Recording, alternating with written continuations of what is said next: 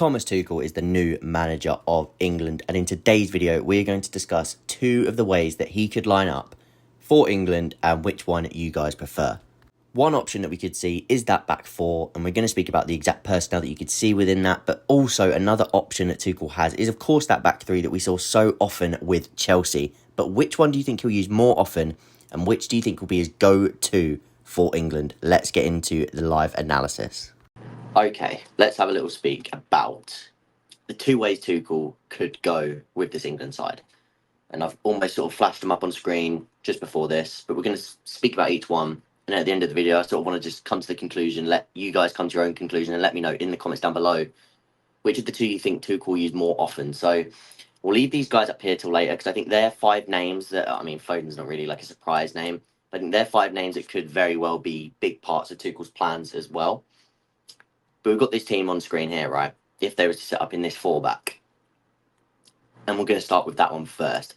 So, of course, you've got Luke Shaw. You've got Trent. And, okay, this could be Walker. There's options at centre-back. I do think someone like Colwill would be very integral to Tuchel's plans in terms of having that ball-playing ability at the back. The same with Stones.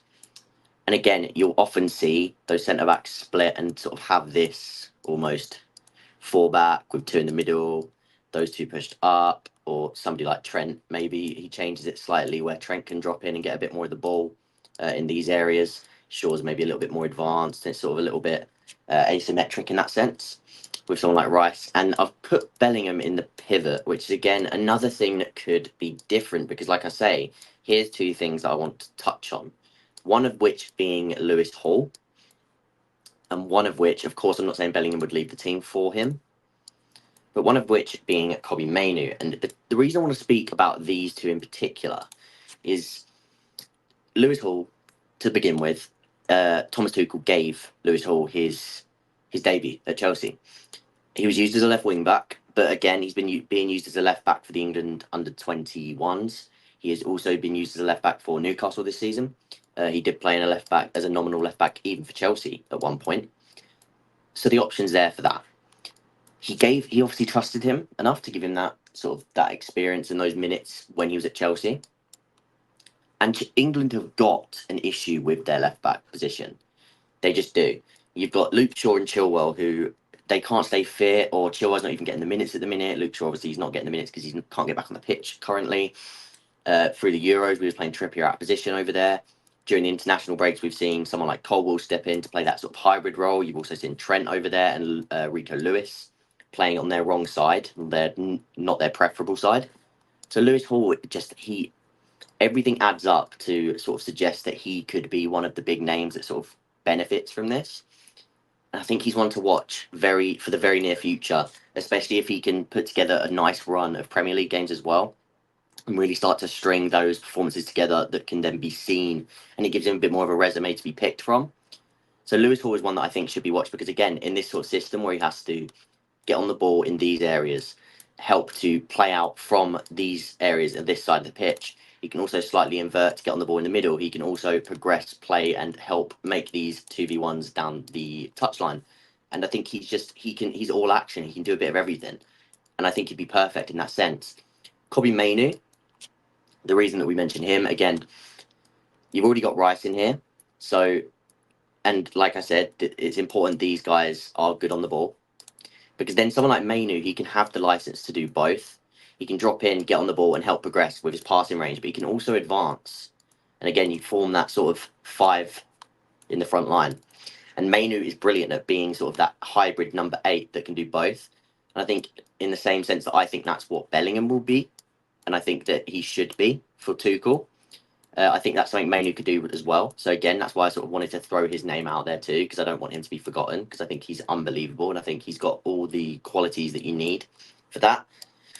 But like we say with Trent, I think just the idea of using him more as a nominal fullback, also then the ability to get forward, provide width. Like in these deeper routines, these fullbacks are expected to sort of hold this width here to receive the ball. So if they do that, then someone like Trent, he can then use that sort of expressive passing range. He can bring the ball forward himself. Saka can move inwards if needs be.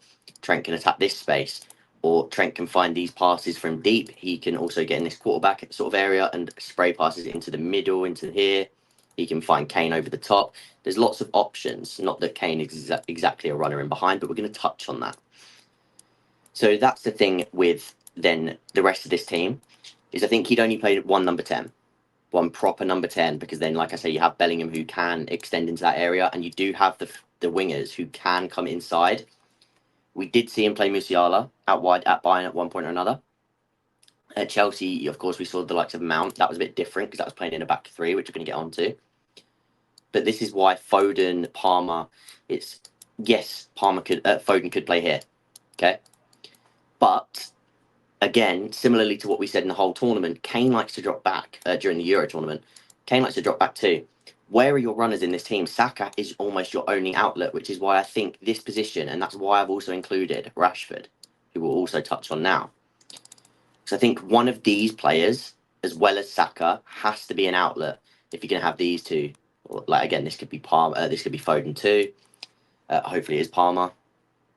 But like I say, you have these. You need to have those runners off the ball to sort of threaten in behind. And Gordon and Rashford, especially Rashford, is like of old. He gives you that transitional threat. He will make those runs into the box from the left-hand side. I think that's what he's best at. So I think to have him in the team, where you've got Kane who can find him, Palmer who can find him, Bellingham who can sort of connect with him out here, Trent who can find him with the long ball switch. There's so many options. Him or it's either Rashford or Gordon. They're going to make something happen out on that as the outlet for this team.